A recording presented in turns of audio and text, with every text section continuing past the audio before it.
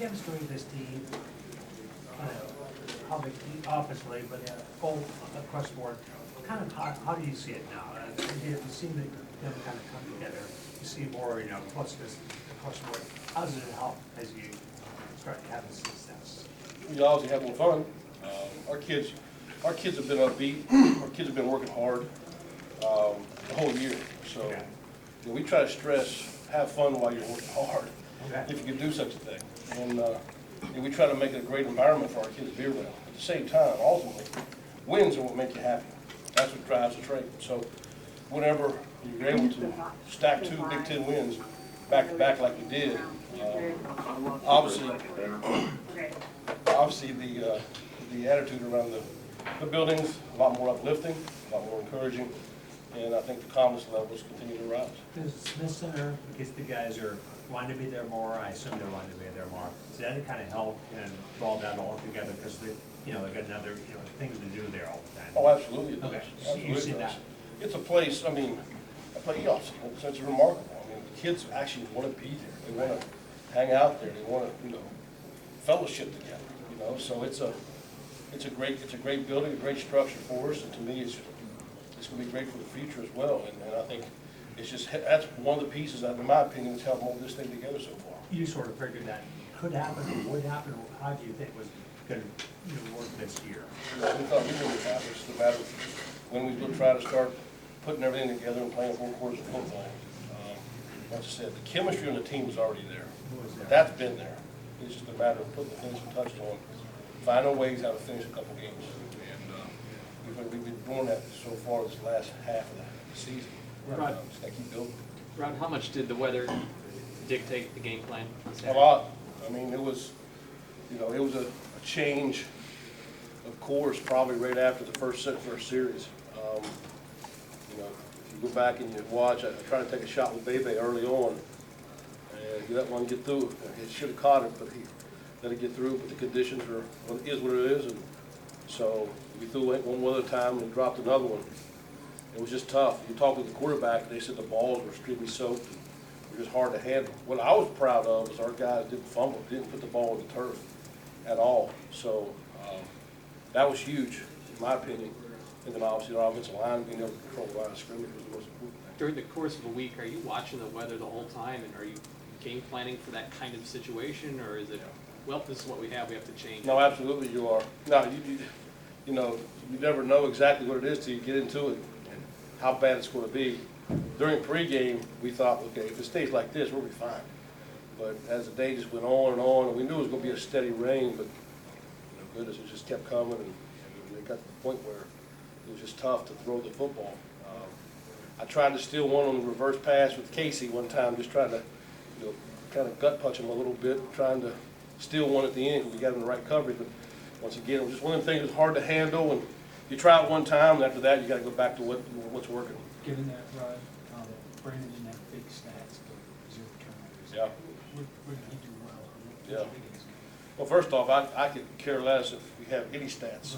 The most important stat is you win the football game. And whatever you do offensively to win the football game is what we do. Whether we throw it 70 times or run it 70 times. So, our kids are selfless in that terms. But what he did well was he handled the football extremely well in wet conditions. He made a lot of good reads in the run game.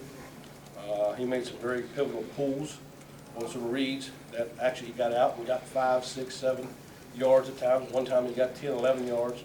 So he did a good job, in my opinion, of keeping them honest and making the defense play both sides of the football. Did you call that play at the beginning and at the start of the second half for him to run the ball, or did he do that on his own? Which one? Peters, the first play, when he kept. That was a replay. It's a read, so he's playing off the reaction of the defense, so he can either give it or he can pull it. So that was a good decision on his part too. And you had 2 tight ends playing wide receiver. I mean, Reams and Justice. How'd they do blocking wise? Really good. I thought Caleb did a tremendous job coming back in and giving us another physical presence. He's a big body guy out there, obviously, but he does a tremendous job on the perimeter. If you watch on Reggie's run, he completely runs a corner clean out of the end zone, and he just gives you that physical presence and a veteran that's been there, done that. So it's good to have him back. Donnie, Matt Donnie. Gray's gonna have to make an adjustment because it seems like teams are gonna now more do what they do at Reggie, which is load the box on both these guys. Yeah, you want to play with 11 though. I mean, you know, there's only so many. I mean, you can put 11 down in there, I guess. And that's, we'll see what happens. But I would assume that, you know, guys will start paying a little bit more attention to Reggie, which in turn will help, or not Reggie, but Dre, but then will in turn help Reggie. So, you know, if we keep playing and executing, we have enough men to. When teams load the box, hopefully we can throw the football a little bit out there, some one-on-one matchups. And when they don't, then we should be able to run the football. And when they try to load the box, I'm still going to try to run it. Donnie Barber had a couple of key blocks too for undersized guy. Is that what he's shown in practice? He can be that kind of blocker. Yep, he's a tough, gritty kid. Not a kid. He's tough. You know, he's just a guy that, I mean, he gets it. He's a football player. He's solid. You tell him to run through that wall, he'll try to go run through that wall. He may ask you why he's got to run through that wall, but he's going to run through that wall. So. Ron, how important was that game, right? Because it felt like you guys lost that game. It could have been one step forward with Wisconsin, 3 steps back with the loss of Purdue. Now you're able to build on that. How important was that one? I think every game's important. While that was good, because, like you said, to play, I think, some good football off of the emotional win that we had further elevates our kids' confidence. But I think it also shows the mental fortitude of where our kids are at right now, at the present day. They're tired of losing. They want to win. And they broke through a little bit against a quality opponent, and then you go on the road and play another quality opponent on the road in their house.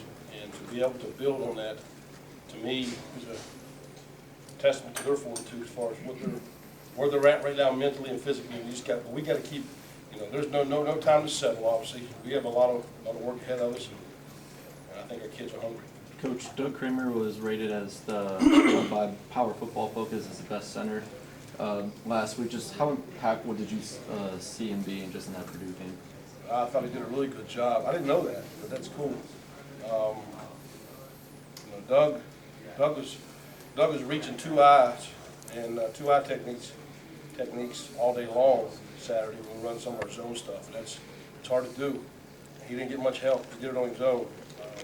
There's times we could help him, but he can handle it on his own, what makes us that much better. So I thought he did a tremendous job. I thought the whole offensive line, in my opinion, controlled the game for the most part.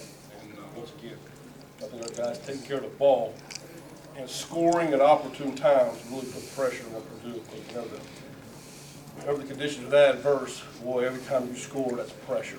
You feel like, I got to score here. If you don't score, and the other team scores or does, you make a mistake, that's a lot of pressure to put on the team, particularly when it's tough to play football in them situations. Rod, What's what do you- Doug give you in the middle of that offensive line? What's that? What's Doug give you in the middle of that offensive line? What's his presence for your offense? Well, he knows everything as far as up front. He understands fronts. He understands how to get us in the right calls, how to ID the right people. He's the quarterback of that offensive line group right now, and so he's very cerebral. At the same time, Doug's will fight you. Doug's will give you everything he's got. He's scrappy. I think he's playing his best football of his career so far. Thank God I got him for another year. Well, when you talk about confidence and everything, how big was that interception by Tony to take the pressure off of your offense? So you got It's huge. Absolutely huge. It's absolutely, to me, that's what you want. You want your offense to play complementary football to your defense. Your defense to play complementary football to your offense, your special teams, all three. And when you can do that, oh, Lord, does that help you? You know what I mean? Particularly in a situation like that. So it was huge. Our defense has been playing lights out the last couple of weeks, and helps our offense. What are you getting ready for with Rutgers, and do you have to address overlooking them at all with your guys? We don't need to overlook anybody. From where we're being and where we're going, we don't overlook anybody. And that won't be the case, I promise you, in that building. Every game is a complete challenge to us. So the standard is not going to change in terms of that. But at the same time, you know, this is a unit that, you know, for whatever reason, they haven't won as many games, and I know they got some turmoil with the head coach change. But you look at them physically, I remember when we played them up there last year. They are as good as a looking team as anybody we played in the Big Ten last year, that we played. And I was shocked that how the record was at the time. So same thing. So a lot of those kids back, they're extremely athletic, extremely, got to do tons of things on defense. They're going to present a challenge to us. We got to make sure we go out and execute. Right, how cool was that? Blake Hayes, is that the most impressive punt you've seen during your time coaching? Pretty neat, huh? Yeah. I'll tell you what. Boomstick, huh? No doubt, boomstick. He's boomstick and place the stick if you want me to. No, he's tremendous. What a weapon it is, right? Particularly in a game like that, when you got field conditions that are a mess, rain's tough, and you can flip the field and pin somebody down like that. That's huge. Huge for the defense, huge for your offense. Getting back to the chemistry question, I think we probably as reporters think that's a big deal. As a coach, is that a big deal to you? Is that something you worry about, something you try to get, together? Is that anything that you guys talk about? I don't think our chemistry, yeah, it's always a big deal because you want the chemistry in the locker room to be right. That's what the off season, that's what everything's for, right? All the workouts, all the things you do together to form that brotherhood. What's important is the momentum. See what I mean?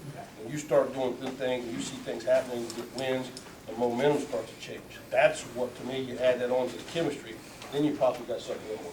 What was it like for you guys as a coaching staff to see the players having fun with the cannon and sliding in the mud and just having a little fun? That's what it's all about, man. That's what it's all about. We work too hard not to have fun. That's what I'm saying.